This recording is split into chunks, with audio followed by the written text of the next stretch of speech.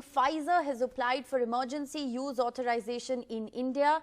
Remember, the Pfizer vaccine has been approved for emergency use in the UK as well as Bahrain.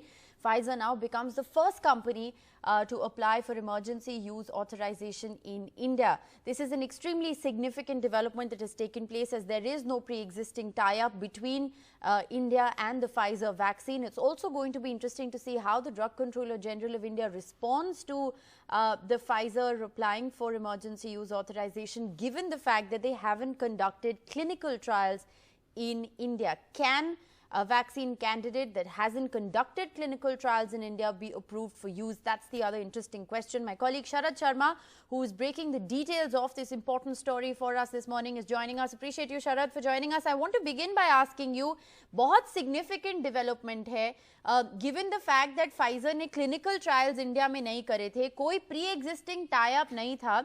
आप explain करेंगे थोड़ा कि कैसे Pfizer ने apply करा है emergency use के लिए? देखिए, फाइजर ने इमरजेंसी यूज ऑथराइजेशन के लिए अप्लाई किया है और उसने इंडिया में सेल्स और डिस्ट्रीब्यूशन के लिए drug controller general of India से इसकी परमिशन मांगी है. जहां तक रूल्स हैं, रूल्स ये कहते हैं कि कोई भी कंपनी या कोई भी वैक्सीन कैंडिडेट जिसने इंडिया में ट्रायल नहीं किया, इंडिया के साथ उसका कोई डील भी नहीं है, पर इंपॉर्टेंट है कि ट्रायल इंडिया में अगर ट्रायल नहीं किया है तो उसको वैक्सीन की परमिशन जो है नहीं दी जा सकती है.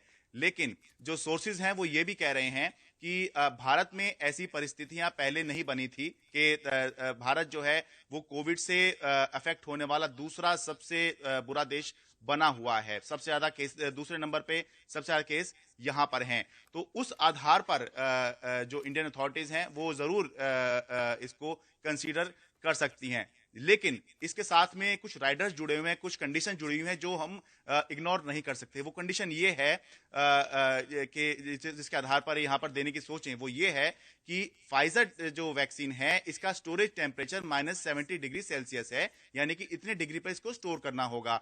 इंडिया के अंदर सोर्सेज ये बता रहे हैं कि मैक्सिमम जो वैक्सीन हैं वो 2 से 8 डिग्री 2 to 8 डिग्रीज पर स्टोर की जाती हैं. कुछ बहुत ही कम वैक्सीन ऐसी हैं जो एक्सट्रीम टेम्परेचर पर जाती है -20 डिग्री. तो ये मान के चलिए कि थोड़ा ज्यादातर जो स्टोरेज फैसिलिटी है वो 2 से 8 डिग्री के लिए है और कुछ एक फैसिलिटीज जो हैं वो -20 के लिए है. -70 डिग्री के लिए भारत में स्टोरेज फैसिलिटी है ही नहीं.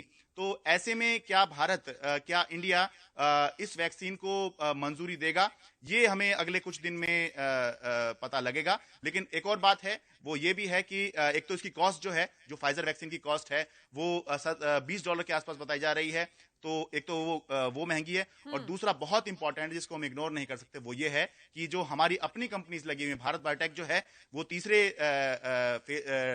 फेस में है ट्रायल के, और जो एस्ट्राजेनेका ऑक्सफोर्ड की वैक्सीन इंडिया में बन रही है, जिसका सीरम इंस्टीट्यूट जो दुनिया की सबसे बड़ी कंपनी वैक्सीन प्रोडक्शन के मामले में मानी जाती है, वो पिछले हफ्ते उसने कहा है कि वो इमरजेंसी यूज ऑथराइजेशन के लिए अप्लाई करने ही वाला है. तो क्या उससे पहले एक अमेरिकी फार्मा कंपनी को हम इजाजत दे सकते हैं? अगले कुछ दिनों में हमें पता चलेगा.